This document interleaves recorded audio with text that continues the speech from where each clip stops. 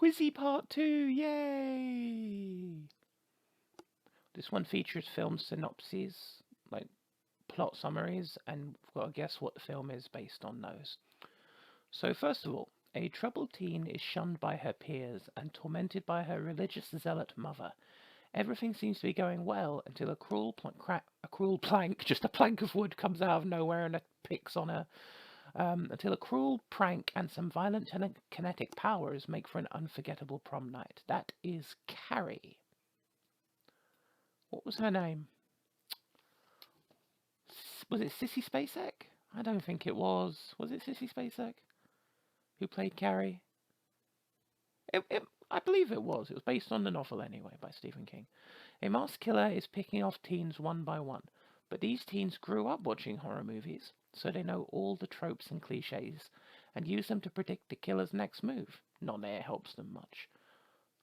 Technically, I think only one of them knows all the tropes and cliches, and that's Randy. But it's Scream. Newlyweds move into an apartment where the pregnant wife is tormented by terrifying dreams. She soon learns everyone in her life is part of a satanic cult, manipulating her and her unborn child. That is Rosemary's Baby. I have never finished that film. I always get about a half hour from the end, and it's not a bad film. I just can't settle down with it for some reason. I'm very particular about what films I watch these days. A rogue great white shark is devouring swimmers, but the mayor won't close the beach because it's tourist season. Now it's up to the police chief, a scientist, and a grizzled shark hunter to end the shark's reign of terror. That is Jaws. Another one I've never seen. Actually, tell a lie, I saw the ending. I saw like the last half hour. Never watched it from beginning to end. I prefer of Steven Spielberg's films. The only one I really enjoyed was Duel, Duel. You know, the one with the evil trucker. A young woman enrolls at a dance academy but is plagued by bizarre events and disappearances. Events spiral out of control when she discovers the school is run by a coven of witches. Wow, there's some spoilers in these, isn't there? I've never seen it, but that is Suspiria, however you say it. A family moves into a nice suburban house, but inexplicable events culminate in their young daughter vanishing, her voice calling out from the TV. They discover the house was built on a cemetery, an ancient burial ground, and flee to a hotel. Now that is Family Guy, but Poltergeist ripped it off. I'm joking. God, please don't kill me. I'm joking. It's actually the other way around. Well, Family Guy didn't rip it off. They parodied it. A writer brings his family to a hotel in the mountains, where they will be the caretakers and sole occupants for the winter. Forces inside the hotel and the writer's mind gradually drive him insane, and he assaults his wife and son with an axe. That is The Shining. Red rum, y'all. A man summons other dimensional creatures by solving a puzzle box. They kill him, but his former lover commits several murders, so the victim's blood can bring the man back to life. The man's niece battles him and the creatures, which are called Cenobites, angels to some, demons to others. They are led by the Hell Priest in Hellraiser. Directed by the author of the book it was based on, the novella it was based on, The Hellbound Heart. A serial killer is kidnapping and killing young women, and the only way to catch him is with the help of another serial killer, one known for eating human flesh and currently in prison. He helps the FBI find the other killer, but also manipulates them and escapes custody. That is The Silence of the Lambs. Man, Anthony Hopkins creeped me out in that movie. Good film, though. A group of strangers is trapped in a farmhouse when the dead inexplicably come back to life and start eating people. All of their escape attempts end disastrously, and in the morning, the lone survivor is shot by rescuers. They're coming to get you, Barbara, in Night of the Living Dead. What was that voice? A child molesting serial killer is burned to death by angry parents. He later returns to torment and murder their children in their dreams, often using a custom-made glove fitted with deadly blades. A Nightmare on Elm Street. A group of friends travelling in a van runs afoul of a degenerate family, including the son, who wears a mask made of human skin and attacks victims with a chainsaw. That is the Texas Chainsaw Massacre, which lots of people believe is a true story, but actually I believe it isn't. It's based on, well, inspired by the murders of Ed Gein, or Ed Gain, however you say it, but it was not actually a true story. The Ed Gein murders were, but Texas Chainsaw itself was not. An Antarctic research station is infiltrated by an alien creature that infects human hosts, perfectly imitating them until it transforms into a horrifying monster. The men at the station are consumed with paranoia as they're killed off by the monster. That is The Thing! John Carpenter's remake / retelling of The Thing from Another World. I really liked the comics that followed on from the film. Hell, I even liked the sort of sequel / prequel that they did a little while ago with Mary Elizabeth Winstead. Good series. A young man suspects that his next-door neighbor is a vampire. He recruits a local TV personality known for hosting late-night horror films to help eradicate the undead threat. That is Fright Night!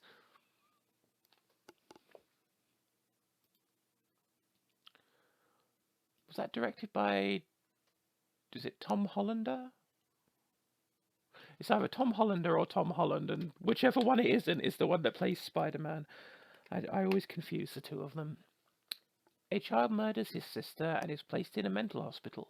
15 years later, he escapes and returns to his hometown to terrorize and murder people on October 31st while wearing a creepy white mask. One of the first horror films I ever watched. I was 7 years old, and it scared the bejeebers out of me. You know, this big shape moving around in the darkness, the boogeyman. He was literally the man of my dreams for several years. Can't beat Michael Myers. One of the originals and one of the best there is in horror. Halloween. A man murders women, removing certain body parts to be placed in a cauldron of blood that will be served at a birthday party. This gruesome ritual will bring about will bring about the resurrection of the goddess Ishtar. I'm going to say Blood Feast because I don't think it's Tales from the Dark. It's not Tales from the Dark Side, and it's definitely not Fearless Vampire Killers. I've never seen Blood Feast, but it is Blood Feast. A priest is brought in to help a young girl who is apparently possessed by a demon. That is The Exorcist.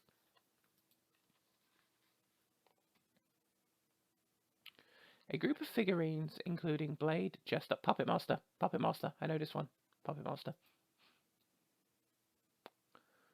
The grotesque Count Orloff turns out to be a vampire who emerges from his coffin, a bizarre, misshapen beast that drains blood and exerts mental control over his victims. Nosferatu.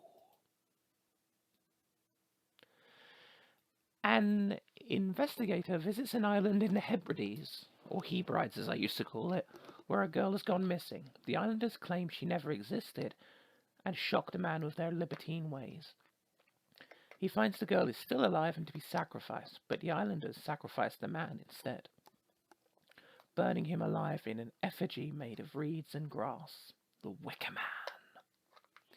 I've only ever seen the remake with Nicolas Cage, and it was a hilarious travesty. The crew of the spaceship Nostromo, that is Alien. Only a few humans are left after Earth has been taken over by zombies. The humans gather in an abandoned shopping mall in Dawn of the Dead. Features one of my favourite quotes of all time. When there is no room left in hell, the dead will walk the earth. A monster survives an attempt by villagers to destroy him. He eventually encounters a scientist who wishes to create a mate for the monster. That is Bride of Frankenstein. One of the greatest romantic films of all time. I'm kidding. A writer moves into a home where a family was previously murdered. He finds a box of film footage that is sinister. Mr. Boogie. Bagool. Looking like Krusty the Clown, went goth and started murdering people. The sequel wasn't as good. A disfigured man, his face disguised by a prosthetic replica, exacts revenge on those he believed are responsible for his wife's death, murdering them with elaborate schemes based on the 10 biblical plagues. That is the abominable Dr. Thebes. I've never seen it, but I read a review on badmovies.org years ago, and it summed up basically the whole plot. I should watch it. A woman hosts a party on an island for her friends, but are killed off one by one with deadly pranks. The killer is revealed to be the woman's evil twin, but then it turns out everyone is fine and it was all a rehearsal for turning the island into a horror-themed bed and breakfast. That movie kicked me in the spuds and no mistake. April Fool's Day, the remake was not very good either. A family moves into a home in which the previous family was murdered. Supernatural events in the house, mysterious flies, a weird room in the basement, demonic eyes, drive away a priest and drastically change the personality of the husband in the Amityville Horror. An undead killer wearing a hockey mask rides a boat to New York, where he continues murdering people in creative ways. That is Friday the 13th, part 8. Is it 8? I'm crap with Roman numerals. 5, 6, 7, 8. Yes, Jason Takes Manhattan.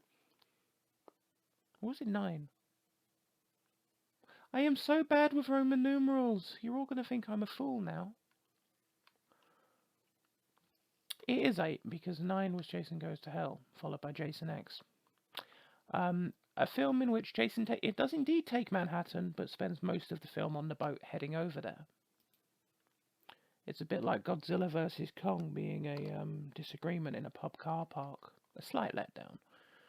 A sinister corporation is selling Halloween masks to children that will kill them when they see a particular TV commercial on Halloween night. That is Halloween-free Season of the Witch. Which, funnily enough, stars the Tom Holland or Hollander, or whatever his fucking name is from the other question up there. The one who doesn't play Spider-Man. A reporter whose wife recently died finds himself drawn to a town in West Virginia. He and the other residents encounter a strange black creature, and he receives phone calls from someone named Indrid Cold that predicts a tragedy. The bridge over the Ohio River collapses, killing 36 people. I don't know. Oh god, what's that one? I don't know this one. It's not Stir of Echoes, because that had Kevin Bacon in it. And that was about hypnosis and ghosts. The Legend of Boggy Creek was about like a swamp monster. So it must be Mothman Prophecies with, was it Richard Gere? I've never seen it. It must be that. I'll try it. Yeah. Oh, wow, yeah. Okay. That was good. Whew. I struggled on that one there a bit. You got 30% out of 30. You scored better than 94% of quiz takers. Yay! I'm so smart and intelligent. I have no social life and hardly anyone who visits me anymore. That's why I take comfort in horror films. Woohoo! A life well spent. Yay! Thank you all for watching. Speaking of a life well spent, I love you all and bye-bye.